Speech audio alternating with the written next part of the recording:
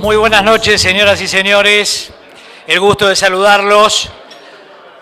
Le damos la bienvenida en nombre de Somos Uruguay. Les pedimos que vayan tomando asiento para compartir esta cena, las tradicionales cenas de Somos Uruguay, en el ciclo denominado Línea de Encuentro. Hoy tenemos como invitados al subsecretario de Economía y Finanzas, Pablo Ferreri. Lo acompañan el director de Asesoría Macroeconómica y Financiera del Ministerio de Economía y Finanzas, Cristian Daude, y la asesora de Macroeconomía del Ministerio de Economía y Finanzas, Ana Inés Morató. Ellos van a hablar hoy del nuevo enfoque de estímulos a la inversión. Ese es el tema que nos convoca y desde ya les anuncio que luego de las disertaciones vamos a tener la posibilidad de trasladarles sus preguntas, sus comentarios a través de WhatsApp. Ustedes envían justamente las preguntas, tienen el número en las mesas correspondientes. Antes de comenzar a presentar a nuestros invitados de hoy, el agradecimiento para los auspiciantes de Somos Uruguay en los distintos ciclos, en este caso en el ciclo Línea de Encuentro, y para esta noche auspician UCM, Aerolíneas Argentinas, Banco Santander, Asociación Española, H. Stagnari, Arapey Termal, Resort y Spa, Cienza, Anda, Via Aqua Spa, Inavi, Demarco, Pagnific, Securitas, Grupo LEV, PIP, Proyectos y Promociones, Copa Airlines, Azucarlito, Juan Palleiro, Galería de Arte y Cuadrería del Sur, Visión Direct, Cortiluz, Avícolas del Oeste, Coca-Cola, Catibelli, Burso Masteller, Radio Sarandí, Penguin Random House, Grupo Editorial, Televisión Nacional Uruguay, VTV, El Observador, La Tele y Marketers. Marketer es un congreso internacional de marketing, comunicación y management que se realiza anualmente en Uruguay. Este año se llevará a cabo la 11ª edición el 10 y 11 de mayo, con 20 expositores internacionales. Para obtener más información pueden visitar a www.marketers.com.uy o pueden llamar al número 2903-4527. Apoyan este evento Santander, CUTSA, Asociación Española, Terminal Cuenca del Plata, Asociación de Despachantes de Aduanas, Dirección General Impositiva, Uruguay 21, Parque de las Ciencias, Casinos del Estado, CPA Ferrer, Habitab y Banquidur y Ramón C. Álvarez. El agradecimiento a todas estas empresas, organismos y organizaciones que dicen presente en los eventos que organiza Somos Uruguay.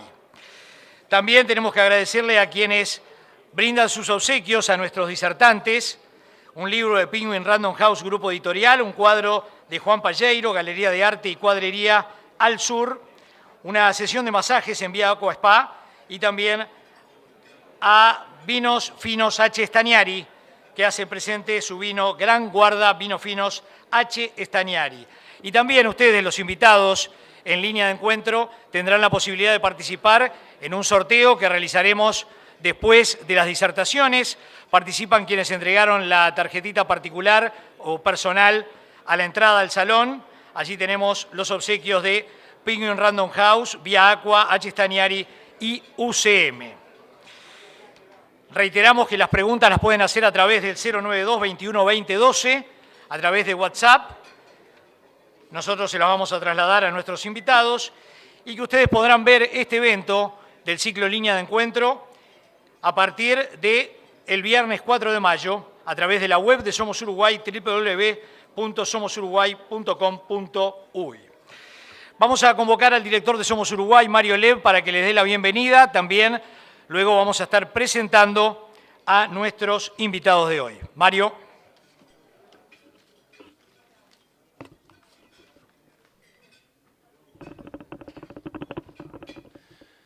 Buenas noches para todos. Gracias, señor Ministro de Economía, director de la Oficina de Planeamiento y Presupuesto, subsecretario y demás panelistas que nos acompañan hoy, empresarias, empresarios, amigas, amigos todos. La verdad que para Somos Uruguay es un orgullo poder seguir trabajando de esta manera convocar de la manera que estamos convocando. Llevamos 3 semanas de corrido haciendo eventos de esta naturaleza. Obviamente que, como decimos siempre, lo importante no es Somos Uruguay, lo importante son los disertantes, que son quienes convocan, pero es un esfuerzo, un equipo que trabaja y pone muchísimas ganas, muchísimo empeño para que estas cosas sucedan. Agradecerles a los sponsors que siempre nos acompañan y hacen también posible esto. Y bueno, dejarlos con lo importante de la noche, que es la disertación de nuestros panelistas. Muchas gracias. Muy bien, muchas gracias, Mario. Vamos a presentar brevemente a nuestros invitados. Comenzamos por Ana Inés Morató, integra la asesoría macroeconómica del Ministerio de Economía y Finanzas desde el año 2012, donde se especializa en los temas de análisis fiscal e incentivos productivos. Morató es licenciada en Economía y candidata a Magíster en Economía Internacional de la Universidad de la República y también cuenta con una maestría en Administración Pública en Berlín. Cristian Daude, director de la asesoría macroeconómica desde el 1 de enero de este año. Es economista, egresado de la Universidad de la República, máster y doctor en economía en la Universidad de Maryland en Estados Unidos y también tiene una extensa experiencia internacional.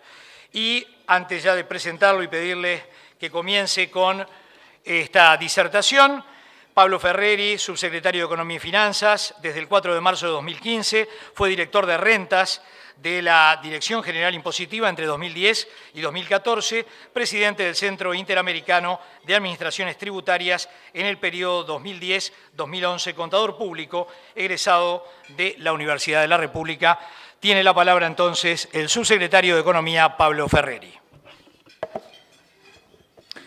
Muy buenas noches a todos. Es un placer para nosotros estar aquí en el día de hoy. Queremos agradecer a Somos Uruguay por la oportunidad de este encuentro, de comentar los temas que vamos a estar exponiendo, que para nosotros francamente son muy importantes. Y quiero comenzar pidiendo disculpas porque este evento lo fijamos hace aproximadamente 2 meses y no tuvimos en cuenta la trascendencia de la noche de hoy, por lo cual sé que hablo en nombre de la mayoría del Ministerio, pero no de mi jefe, al decirles que si ocurre algún hecho importante se puede gritar el gol.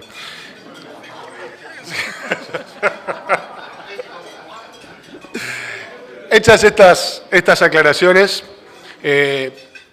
la presentación hoy refiere, como lo dice su título, a el enfoque que desde el Ministerio de Economía y Finanzas, ya desde el año 2005, se le da a lo que es la promoción de las inversiones, entendiéndolas como un factor absolutamente fundamental para sustentar el crecimiento en el largo plazo.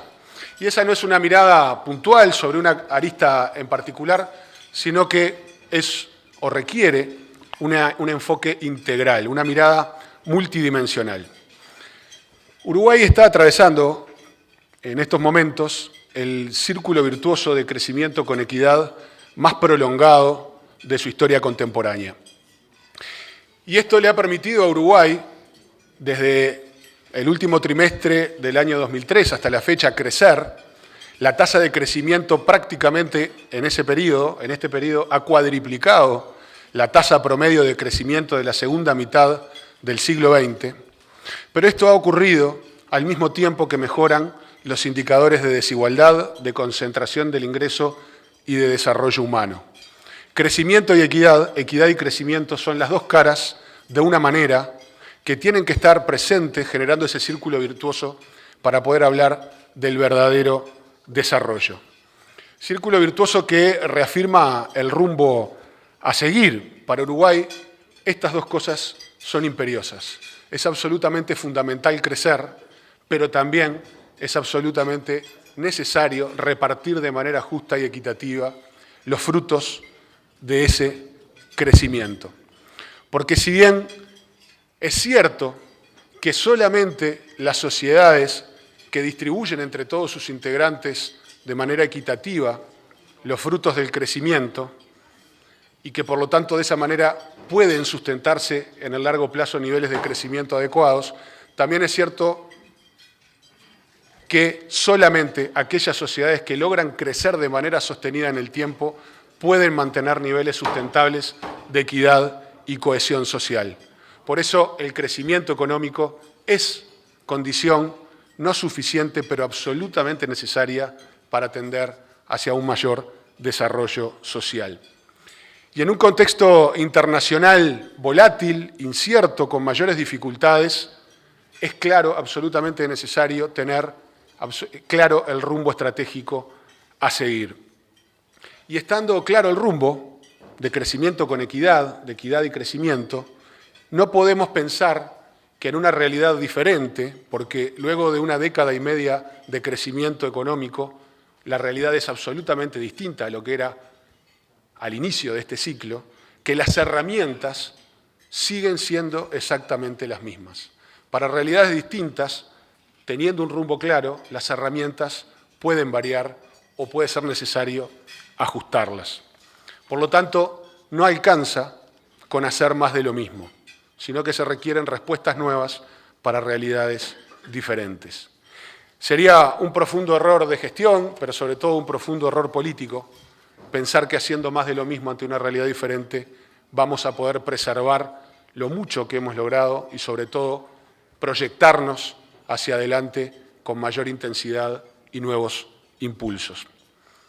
Por lo tanto, esa es la forma de evitar caer en la trampa del conformismo, más y mejores cambios.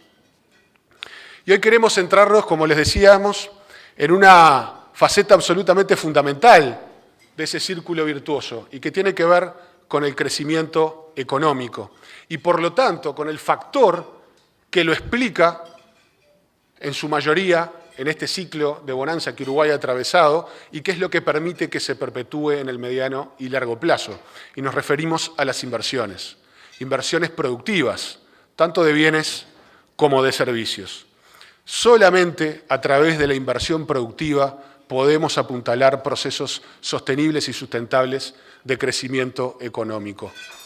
No hay recetas mágicas, no hay atajos, que muchas veces pueden resultar tentadores, pero la mayoría de ellas también son traicioneros. Y es por eso que queríamos empezar esta presentación hablando de estos factores que nosotros entendemos que tienen que ser tenidos en cuenta a la hora de generar las condiciones necesarias para promover un clima que incentive a los empresarios, al sector privado, a invertir. Porque la actividad pública es absolutamente fundamental, pero sirve de base para dinamizar, para hacer mover el motor fundamental del crecimiento, que es la actividad del sector privado. Y las decisiones de inversión no se toman de manera unidimensional. Nadie define una inversión que le resulte importante, y una inversión, antes que nada, es una expresión de confianza en el país, tanto de los inversores extranjeros como de los inversores uruguayos, de nuestros compatriotas. Nadie define esto solamente por el valor del tipo de cambio o por la tasa de un determinado impuesto, sino que la decisión de inversión es fruto de un análisis multidimensional. Y queríamos compartir hoy con ustedes cómo ha estado trabajando el gobierno uruguayo desde el año 2005 a la fecha, pero sobre todo en esta etapa, en estos últimos meses, para poder afinar y ayornar las herramientas para ofrecer una mirada multidimensional que incentive y promueva la inversión productiva de bienes y servicios en el Uruguay. Y por lo tanto la presentación va a constar de tres partes. La primera, reafirmando lo que hemos venido conversando, teniendo a la inversión como base del crecimiento sostenible, y luego hablar de esos factores, de esas diferentes dimensiones que hacen a un clima de inversiones y que tiene que ver con las transformaciones estructurales que nuestro país ha venido procesando y también con aspectos específicos de promoción de inversiones que, como ustedes saben, fueron anunciados por el ministro hace aproximadamente un mes, y eso se ha ido cristalizando en decretos y en proyectos de ley enviados al Parlamento. En el primer punto, queríamos reafirmar lo que ven ustedes allí. Para potenciar el crecimiento en el largo plazo es absolutamente necesario niveles fuertes y sostenidos en el tiempo de inversión, que generan a su vez saltos de productividad, que apuntalan el crecimiento y vuelven a generar, por lo tanto, nuevas oportunidades de inversión. Incidir en ese círculo virtuoso es a lo que están destinados los esfuerzos en las áreas que vamos a ver a continuación.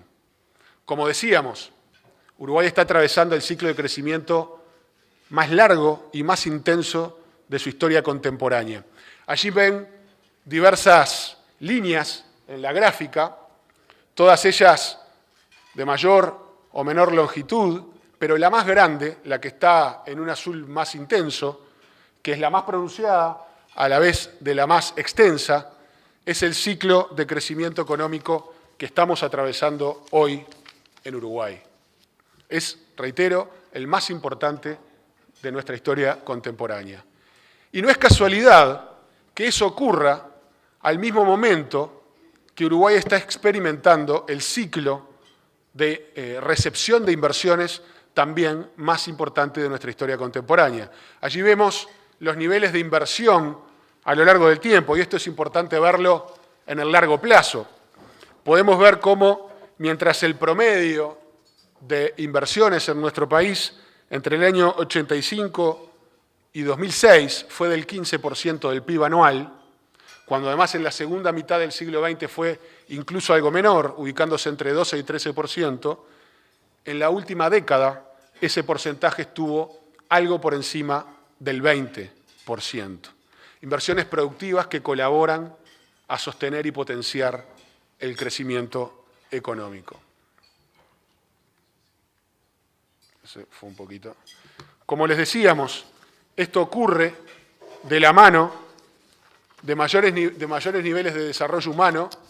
Vemos ahí la evolución del índice de desarrollo humano en el lado izquierdo de la gráfica, cómo ha ido mejorando Uruguay en este aspecto a lo largo de este ciclo de bonanza, pero también vemos en el lado derecho de la lámina cómo a la vez que Uruguay crecía económicamente y mejoraba en su índice de desarrollo humano, descendía de manera drástica los niveles de pobreza y disminuía la desigualdad y la concentración de la riqueza.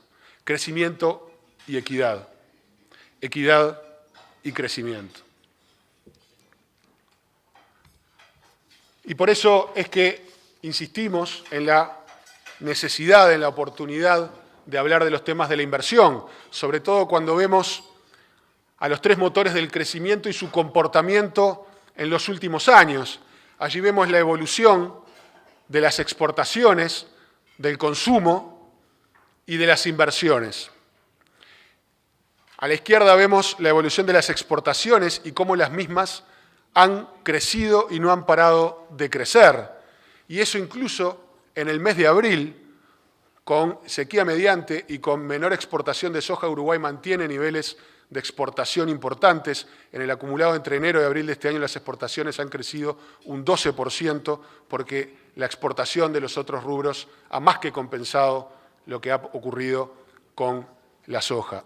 Vemos en el centro de la gráfica la evolución del consumo privado. Gracias a un crecimiento sostenido del salario real, también el consumo presenta niveles de crecimiento, pero vemos cómo se ralentiza, cómo se ha frenado el ritmo, la evolución en la parte derecha de la lámina de las inversiones. Y por lo tanto, si decíamos que las inversiones son base fundamental para asegurar el crecimiento en el mediano y largo plazo, tenemos que poner el foco en este indicador que estamos viendo allí, y eso explica las decisiones que se han tomado en cuanto a generar una nueva evolución, una nueva sofisticación de las herramientas de promoción de inversiones.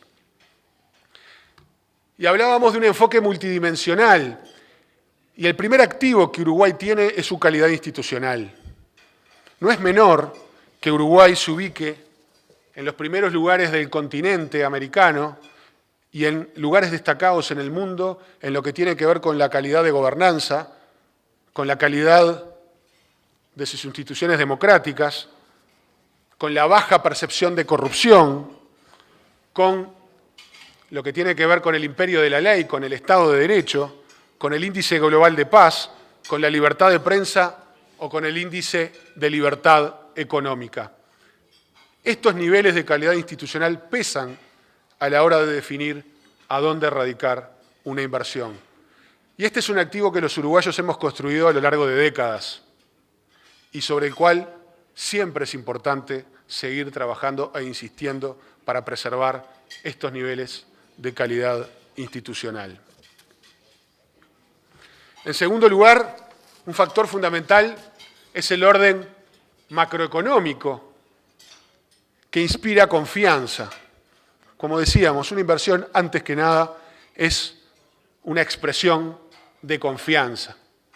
Y aquí vemos la evolución de la calificación crediticia de la deuda pública uruguaya por parte de las 5 principales calificadoras del mundo.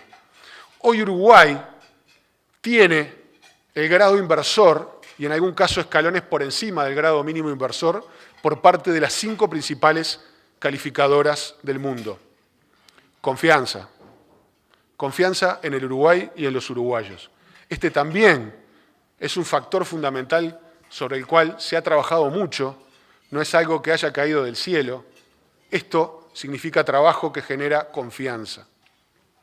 Y es otra faceta fundamental a la hora de decidir dónde radicar una inversión. Capacidades físicas, otro aspecto absolutamente fundamental a la hora de definir dónde radicar una inversión. Y Uruguay ha mejorado enormemente en muchas aristas sus capacidades físicas, a diferentes velocidades, eso es cierto. En algunas necesitamos apurar el paso o intensificar las inversiones, pero en muchas otras se ha avanzado de una manera vertiginosa. Por ejemplo, Uruguay tiene la velocidad de banda ancha de Internet más importante de América Latina. Tiene absolutamente asegurado, y esto no es menor en nuestro continente, el flujo de energía eléctrica que cualquier empresa pueda precisar, no importando su tamaño. Si miramos en la región, no todos los países pueden ofrecer acceso ilimitado a la energía. Y este es un factor absolutamente fundamental. Se ha hecho en este periodo de gobierno un esfuerzo muy fuerte en materia de vialidad, donde Uruguay tiene desafíos importantes. Ahora bien, en el año 2017 y en este año, el presupuesto de vialidad del Ministerio de Transporte y Obras Públicas se ha duplicado con respecto a su valor histórico. El promedio histórico de inversiones de vialidad en el Uruguay del Ministerio de Transporte era de 200 millones de dólares y el año pasado y este serán de 400 millones de dólares, además del set de obras que se realizarán por el esquema de participación pública-privada.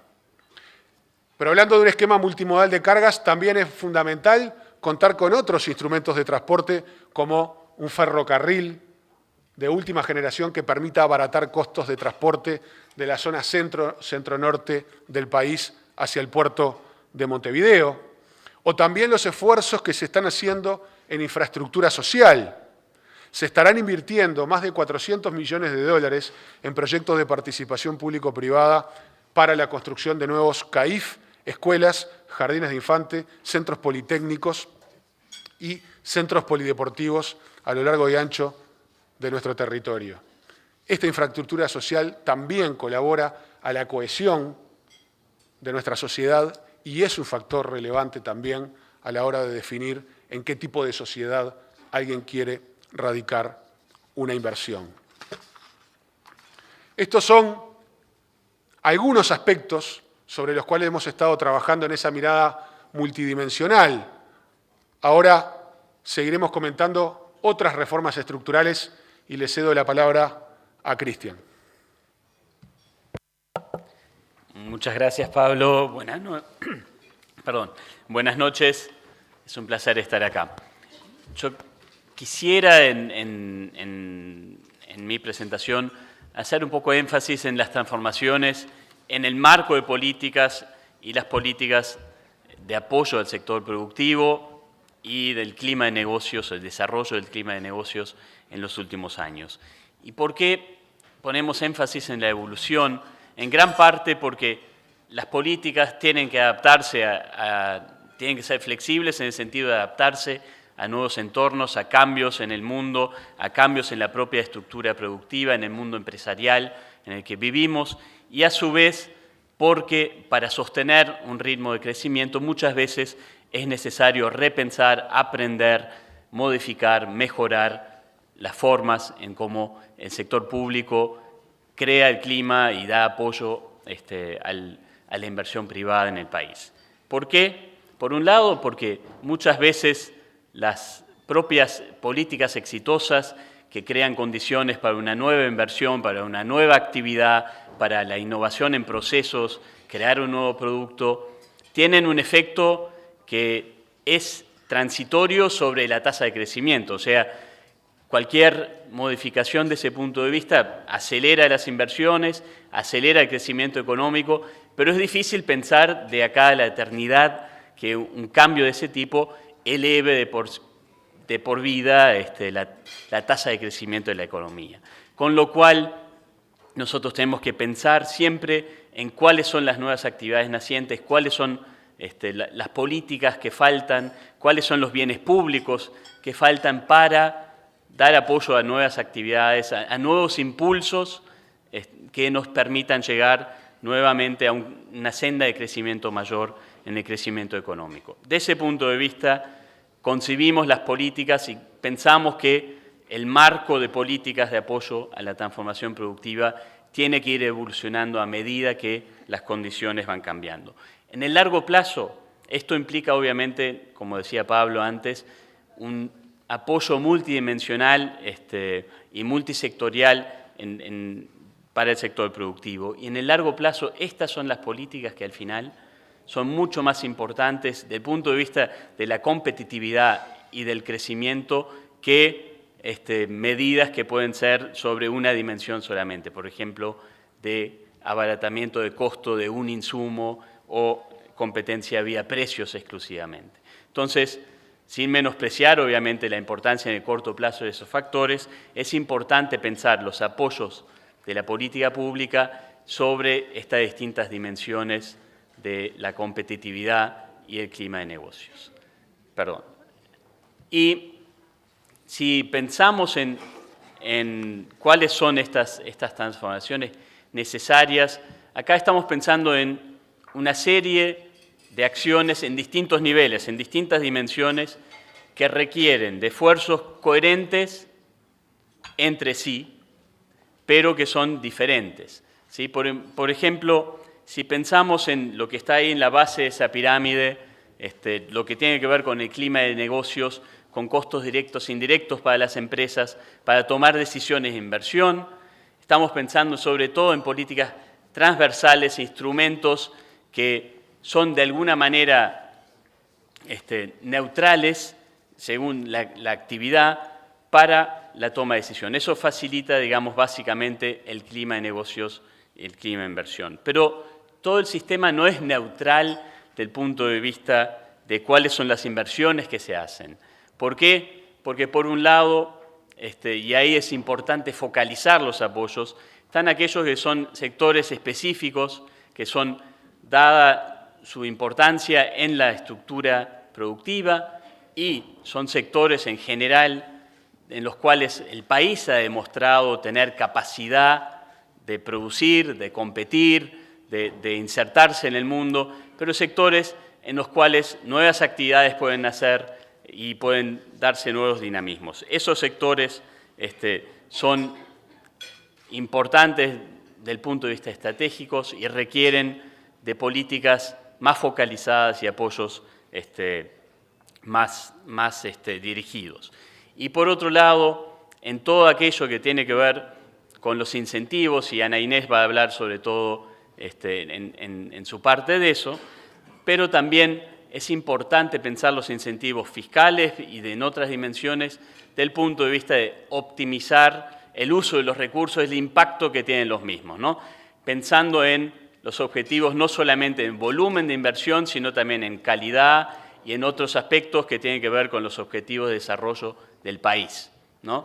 Y en esa dimensión tenemos que pensar también en cómo optimizar el uso de los recursos y los instrumentos públicos.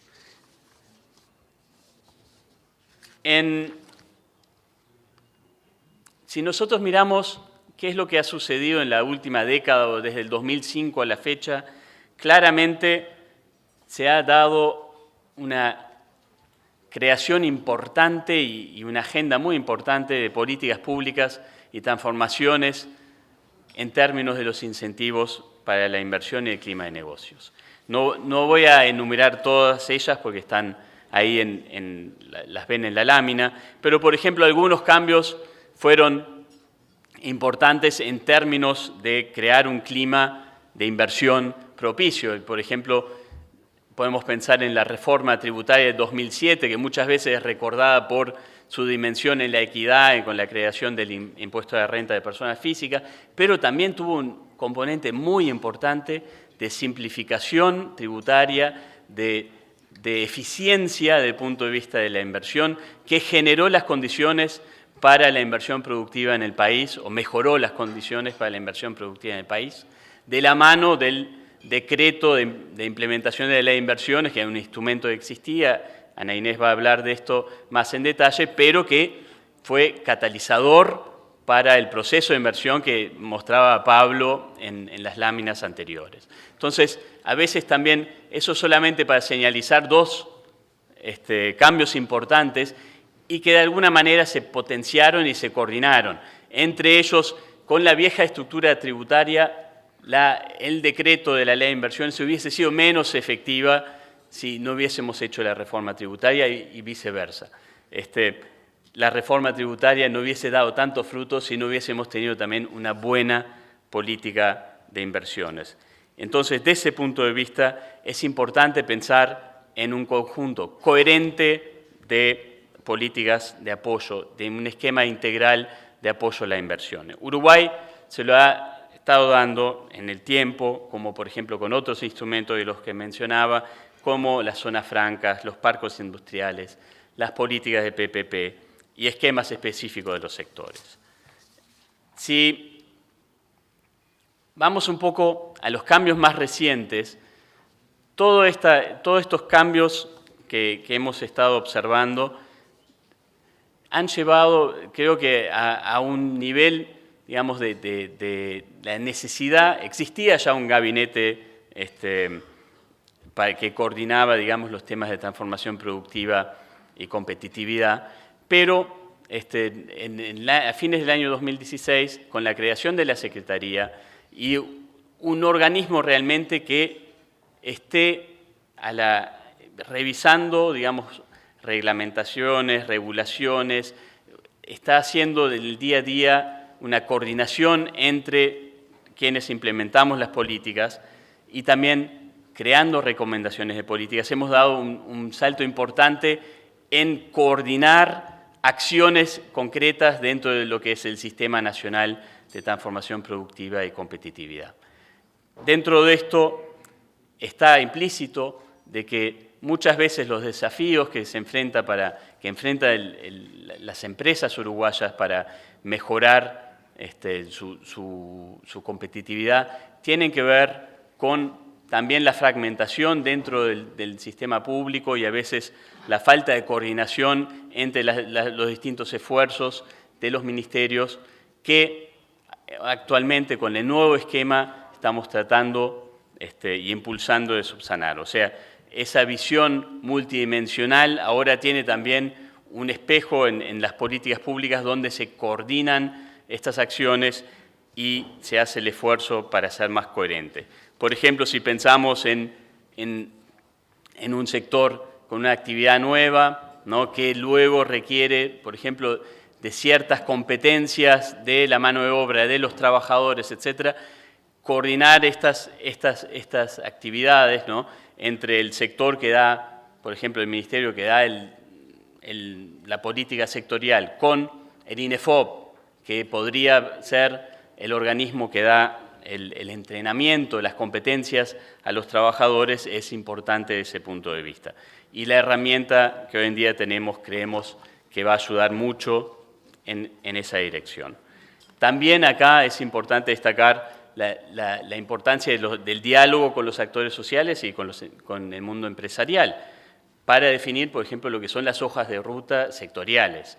¿Por qué eso es importante? Porque, bueno, muchas veces se requieren de bienes públicos, certificación, reglamentación, que son muy específicas para cada sector y que involucran a distintas agencias del Estado y nuevamente tener un diálogo, establecer eso en una hoja de ruta y traducir eso después en cambios en la política pública es muy relevante y esta herramienta ahora nos está permitiendo ir en esa dirección y ser más efectivos en la respuesta a las necesidades del sector privado para tomar decisiones de inversión y transformación productiva. ¿Cuál es la agenda de ese punto de vista? Si miramos el 2018, digamos, y un poco más hacia adelante, ¿cuál es la agenda? Ahí no voy a entrar en todos estos temas, pero por un lado tenemos claramente una agenda que tiene que ver con optimizar los incentivos y los esquemas sectoriales. Hay una serie de sectores que se han definido como específicos, como prioritarios, que los tienen ahí sobre la izquierda, que son sectores que no son ideas de nuestras alejadas de la realidad, sino son sectores en los cuales el país o claramente tiene una ventaja comparativa, competitiva, o ha mostrado la capacidad de crear y de crecer. Y acá se trata básicamente de definir agendas que permitan agregar más valor, encontrar nuevas oportunidades y caminos para la innovación y la incorporación de valor a las actividades y las nuevas actividades que se creen. Y ahí, como les decía, es importante esa agenda sectorial porque estos son todos sectores y actividades en los cuales hay derrames para el resto de la economía y para la sociedad que son muy importantes potencialmente. Por otro lado, Ana Inés va a hablar un poco más de cómo adaptar los instrumentos de promoción a objetivos de desarrollo, y no voy a entrar en eso por eso, pero por otro lado tenemos todo lo que tiene que ver con la agenda de facilitar operaciones por parte de nuestras empresas. Y ahí hay una serie de aspectos a mencionar. Por un lado, claramente está la agenda para profundizar la inserción internacional de nuestras actividades, y eso incluye también, por ejemplo, aspectos como la habilitación sanitaria de plantas, de productos, porque cuando se nos abre un mercado importante como la carne vacuna o ovina con hueso, tanto en mercados de altos ingresos como hemos logrado también ingresar a algunos mercados dinámicos en Asia, también se requiere del bien público que habilite luego a los productores para ingresar a esos mercados efectivamente. Por otro lado, tenemos una agenda también que estamos trabajando de mejorar el clima de negocios, y esto tiene que ver con claramente mejoras en la operativa portuaria, en el registro de empresas, permiso de construcción, etcétera, todos aspectos que hacen a facilitarle la vida, digamos, a las empresas y mejorar el clima de inversión. Y por otro lado, quería mencionar, que creo que es importante también, es todo lo que tiene que ver con la agenda para las micro y pequeñas empresas. Por un lado, como señalaba Pablo en su intervención, unos aspectos que hemos anunciado y que estamos trabajando es, por ejemplo, un régimen simplificado para el impuesto de patrimonio, que conjuntamente, para las micro y pequeñas empresas, y que conjuntamente con la factura electrónica, con ya otros regímenes que tenemos, por ejemplo, simplificado del IRAE, del IVA, etcétera, va a permitir un cumplimiento de las empresas cabal con sus obligaciones tributarias, pero también mucho menos costoso en hacerlo en comparación a lo que era hace unos años. Por otro lado, la semana pasada inauguramos los 2 primeros centros de competitividad empresarial.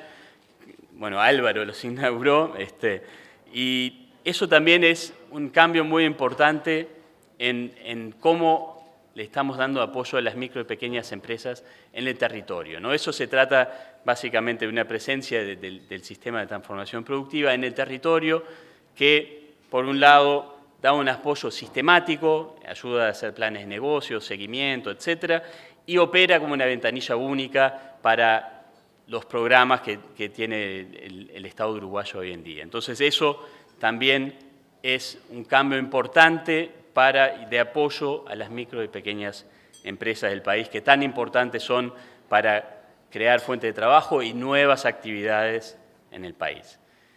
Y de última, solamente para cerrar con un tema creo que es muy importante, ¿no? Uruguay forma parte del D7, que es el grupo de los 7 países digitalizados o avanzados en la economía digital, donde están Estonia, Israel, Gran Bretaña, Corea del Sur, Nueva Zelanda, Canadá, que me falta, y nosotros.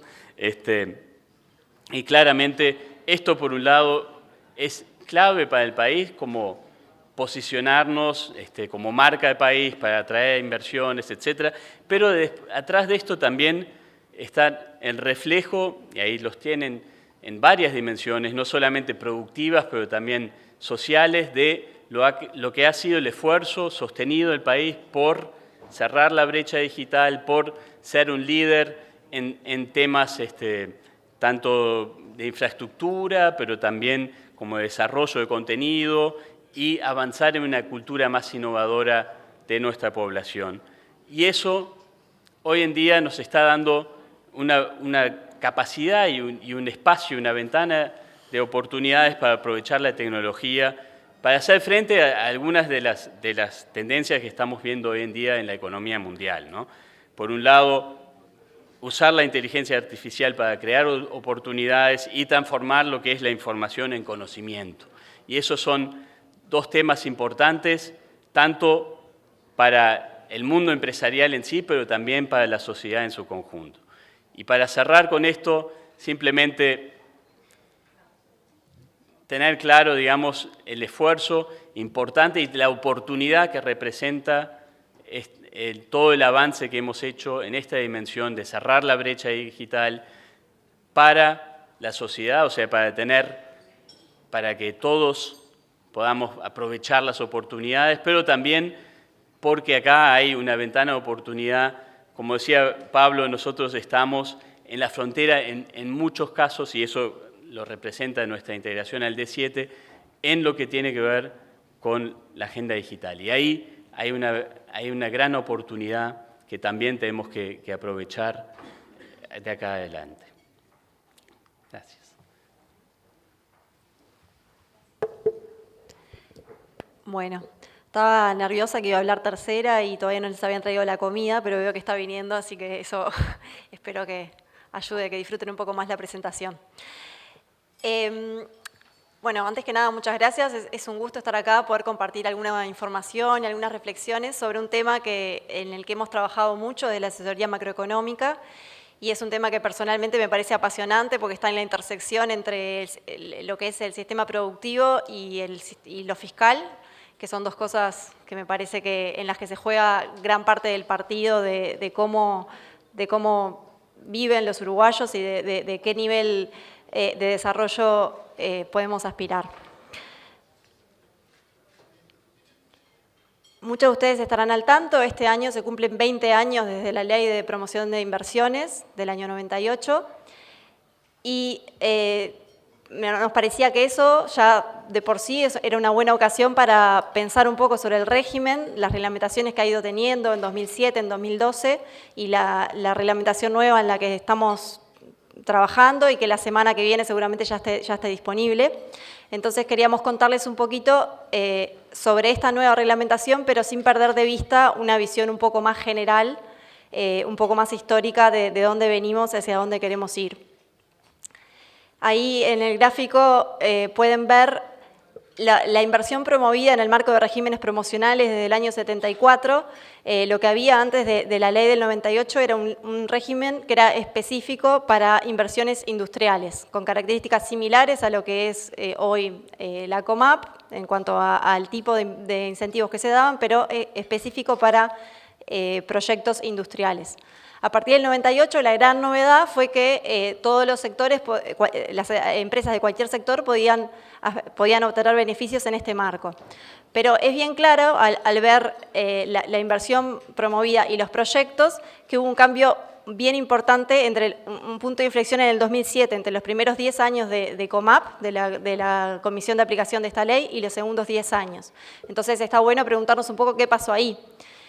Para ponerlo un poco en números, si nosotros nos hubiéramos parado en la puerta de la COMAP entre el año 98 y el año 2007, en promedio íbamos a ver entrar un proyecto por semana. Sin embargo, entre el 2007 y hoy, en promedio se ingresaron unos 12 o 13 proyectos por semana. Eso habla de un cambio profundo del lugar que juega este régimen en el escenario empresarial y habla de que las empresas efectivamente se apropiaron de este sistema y lo ven como parte importante de su operativa. Entre 2007 y hoy, el 21% de la inversión privada pasó por COMAP y fue promovida. Es decir, que es realmente un régimen muy importante que se utiliza mucho. Entonces, queríamos cuestionar un poco, bueno, ¿qué es lo que pasó? ¿Cuál es el cambio? Es claro que en el 2007, con la reglamentación, hubo un cambio claro que fue ciertas reglas que permitían a las empresas a priori saber qué exoneración iban a tener, y eso ayudó mucho.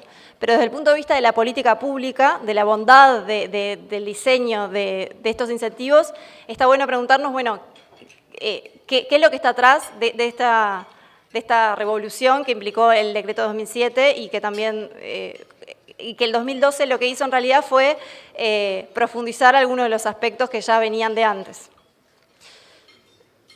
Entonces, la respuesta fácil de por qué las empresas se apropiaron de esto podría ser, bueno, porque les baja la carga tributaria. Por ejemplo, según información de DGI, la tasa efectiva de IRADE para las empresas que utilizaron este beneficio pasa del 25% legal a un poquito más de 13%, la tasa efectiva. Entonces, naturalmente que es un régimen atractivo. Pero eso sería una explicación demasiado simple, demasiado general de qué es lo que está acá, lo que está atrás de este éxito. Entonces nos gustaba poner esta pregunta y tratar de darle las respuestas que nosotros valoramos, los motivos por los que nosotros valoramos que esto es una política tan exitosa. La primera es la flexibilidad.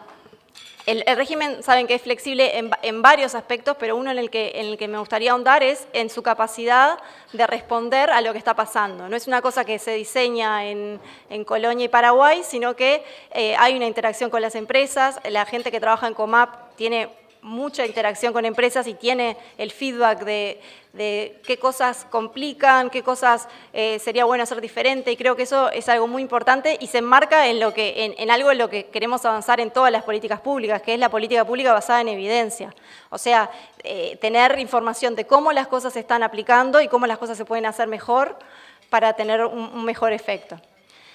La segunda característica que nos parece muy importante es que no es una isla en el escenario empresarial, sino que está alineado con el resto del sistema tributario y es parte integral del tratamiento que reciben las empresas, del tratamiento fiscal que reciben las empresas. Cristian lo mencionó, pero no es casualidad que este régimen se haya reglamentado de esta forma el mismo año que fue la reforma tributaria. Este régimen está alineado con todos los principios de la reforma tributaria. En cuanto a la equidad horizontal, este es un régimen al que pueden acceder todas las empresas. En cuanto a la eficiencia, es un régimen que intenta ser sencillo y permitirle a las empresas a priori saber exactamente qué exoneración fiscal van a obtener dada la característica de su proyecto. Y eso es muy importante desde el punto de vista de cómo impacta después en las decisiones de las empresas. Y por último, una cosa muy importante es que es un régimen que está focalizado en objetivos de desarrollo. un poco en la línea de las cosas que decía Cristian, la conjunción de que esté alineado con el sistema tributario, pero a su vez que haga foco en objetivos de desarrollo, objetivos de política, es algo bien importante. Cuando el Poder Ejecutivo define la matriz de indicadores y dice se va a medir el empleo, la descentralización, las exportaciones, la inversión en producción más limpia, en investigación y desarrollo, lo que está diciendo es estos son mis objetivos de desarrollo y con esta vara voy a medir los proyectos. Y eso es algo que implica un cambio sustancial con regímenes, tratamientos anteriores y que explican la buena evaluación tanto de las empresas como desde el punto de vista de la política pública.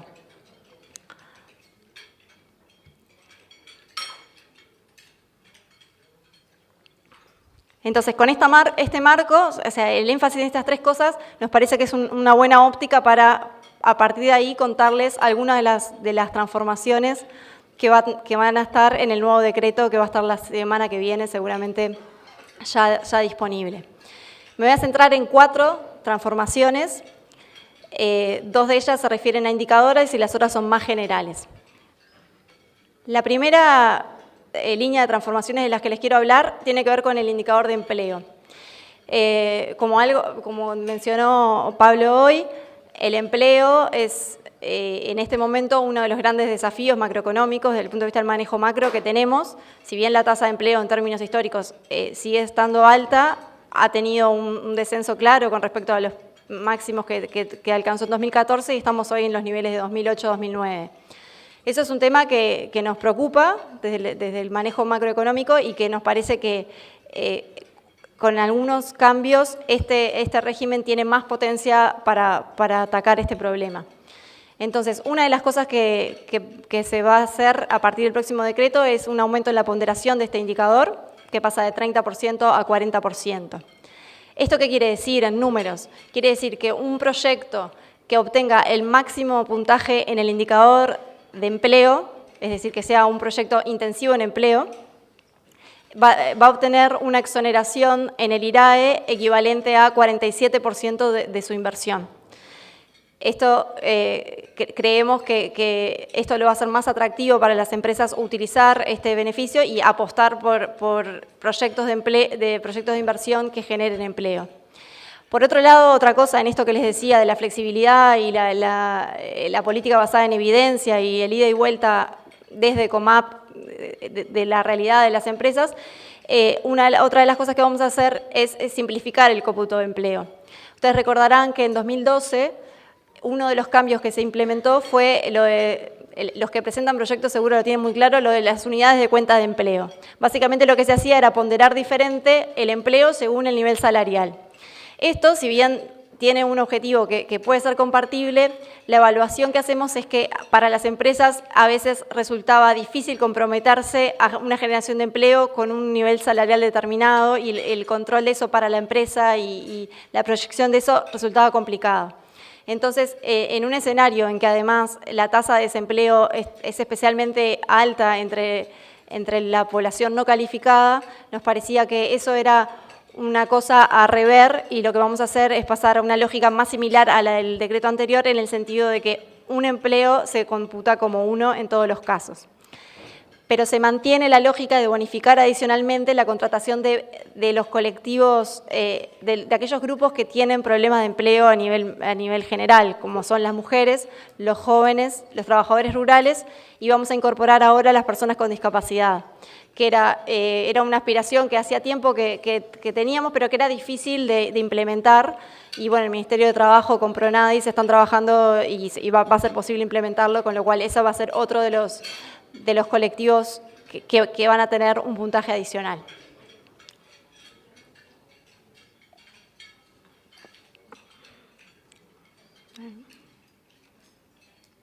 Bueno, eso con respecto al indicador de empleo. Luego, el otro comentario que les quería hacer respecto a indicadores es el cambio en el indicador de tecnologías, lo que hoy se llama P+L e I+D, que hoy está junto. Hoy las inversiones que generen externalidades en términos de que estén vinculadas a la innovación, a la investigación y el desarrollo o a tecnologías más limpias, hoy se computan juntos en un indicador. Eso en algunos casos resultaba injusto o insuficiente porque algunos tipos de inversiones tienen características tanto de investigación y desarrollo como de tecnologías más limpias. Y eso se perdía un poco en la definición que tenemos hoy. Entonces, en el nuevo decreto, lo que se va a hacer es separar las dos cosas y que un mismo proyecto, si tiene ambas características, pueda aplicar a ambos indicadores. Y además, en el caso de I+D, la ponderación va a ser 25.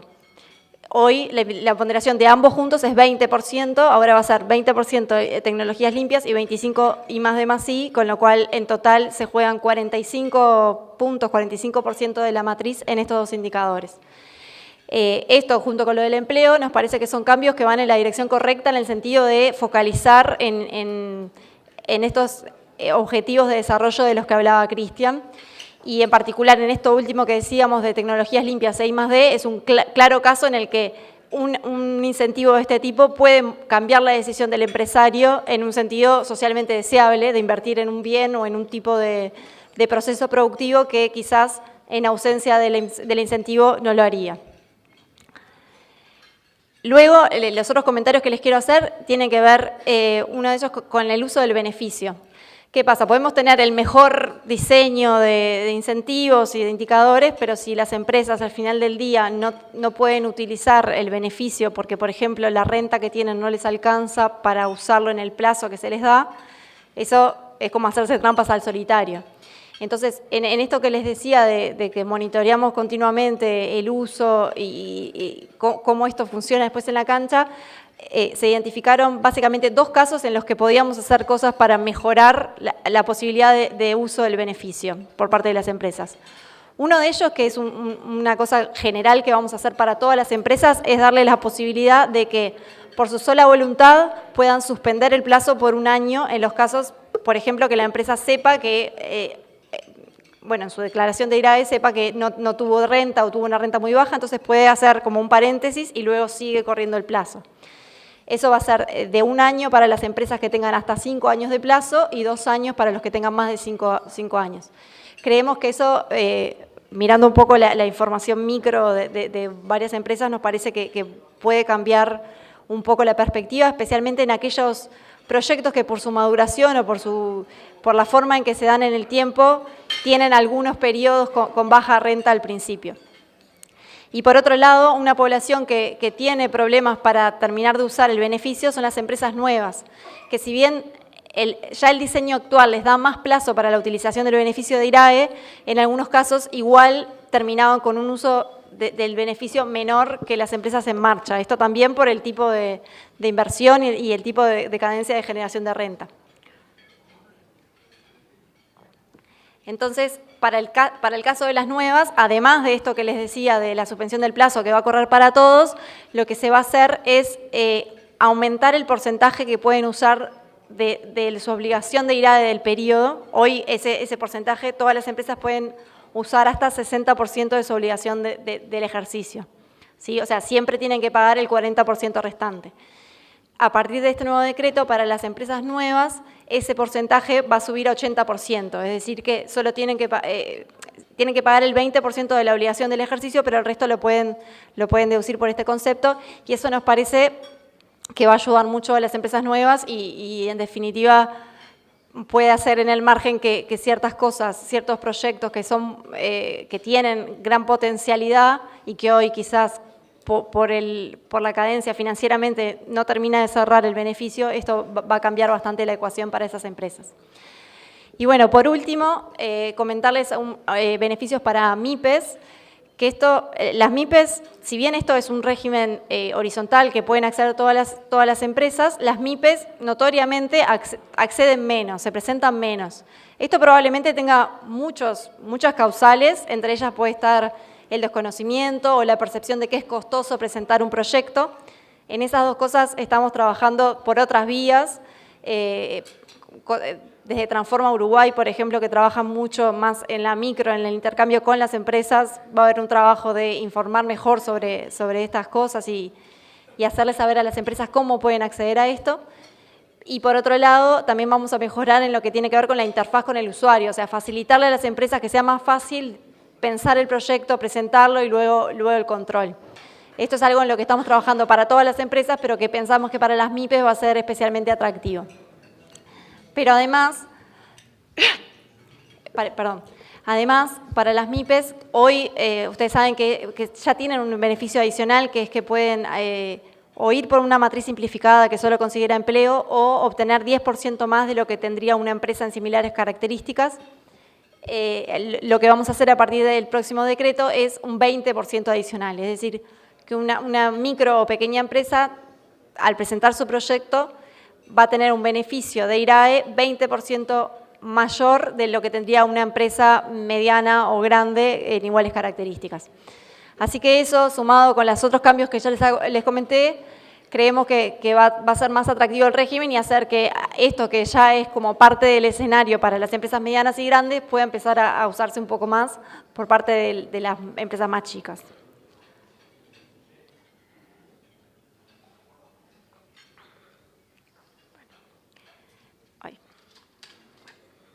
Bueno, con esto... Sí, no me funciona. Ahí está.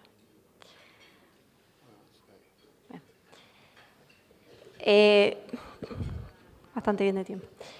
No, y por último, mencionarles algo que esto seguramente ya lo conocen, fueron decretos de marzo, pero este año, al igual que se hizo en 2016 y en 2009, se hizo un decreto extraordinario de beneficios para los proyectos presentados durante este año, en realidad desde marzo de este año hasta febrero del año que viene, seguramente están al tanto. Pero la gracia de esto es que los proyectos que sean presentados y se ejecuten pueden tener beneficios adicionales de hasta 32% más de lo que sería en ausencia de este decreto. Esto, en este marco del que hablábamos, en el que mantener las altas tasas de inversión se presenta como uno de los beneficios más importantes, como uno de los desafíos más grandes a nivel macro, nos parece que es bien importante. Me olvidaba, también, esto también lo conocen, la extensión del plazo para presentación de proyectos de construcción de gran dimensión económica hasta diciembre de este año, que son medidas que son adicionales, extraordinarias y que pretenden dar un empuje en este contexto a la inversión. Así que yo, por mi parte, por acá termino. Me parecía que estaba bueno poder dejarles un poco como este lente de ver, empezar a ver, a veces cuando uno cambia el chip, después cuando piensa en los problemas o se enfrenta a las cosas, las ve de otra manera. Yo creo que una cosa que está bueno es pensar estos incentivos desde esta perspectiva de una parte integral del sistema tributario, pero que hace foco en objetivos de desarrollo. Y eso me parece que es importante, ahí está un poco la riqueza de este régimen. Muchas gracias.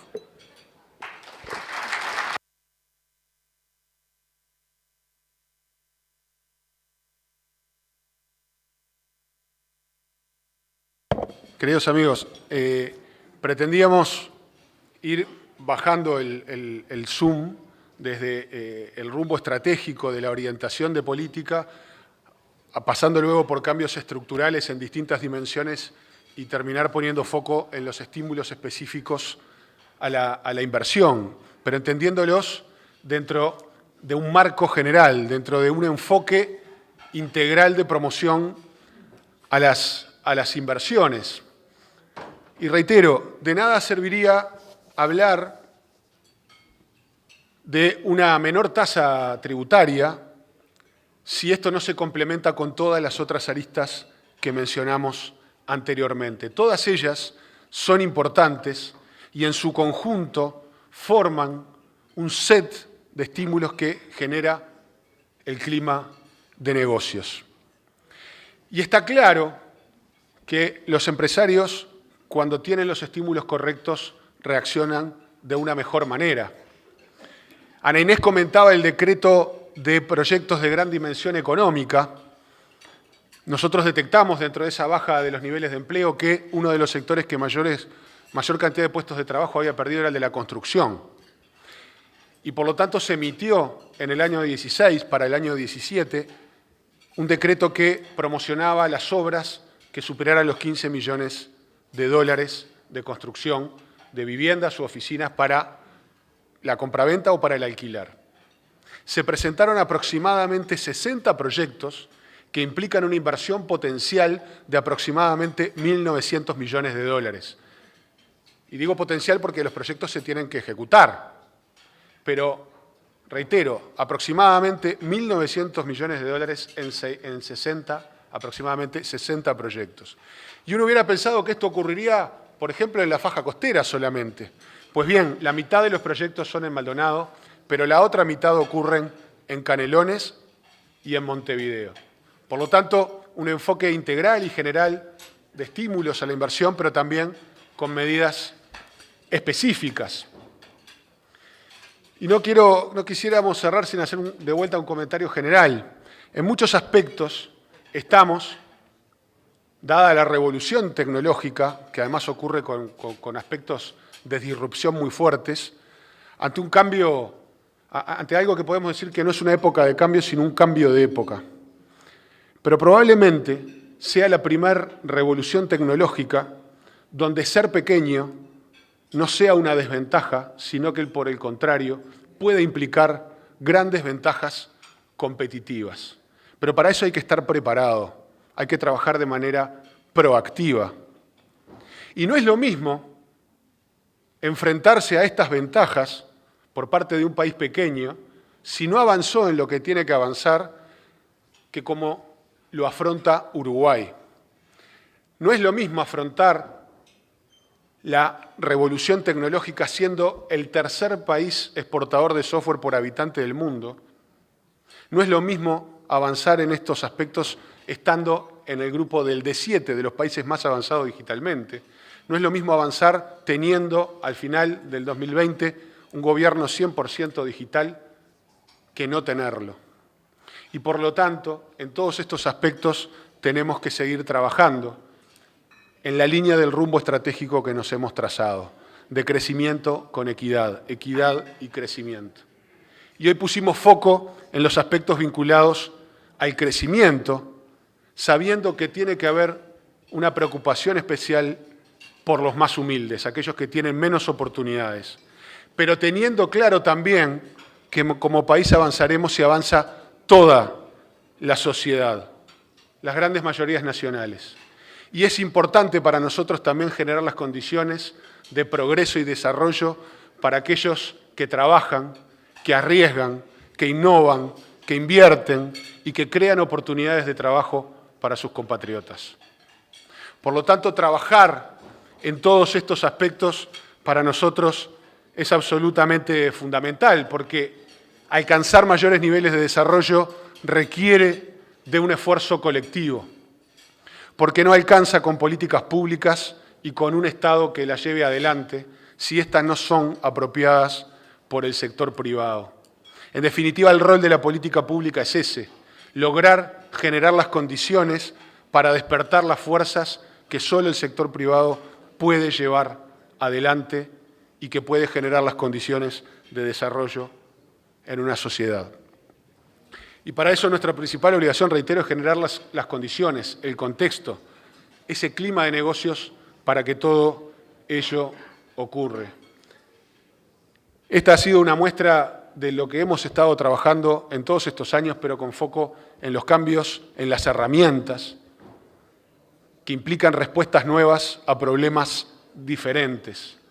Por lo tanto, en un cambio de época, lograr tener un país preparado para afrontarlo es para nosotros un desafío fundamental, pero no lo podemos hacer solo. Contamos con ustedes. Muchas gracias.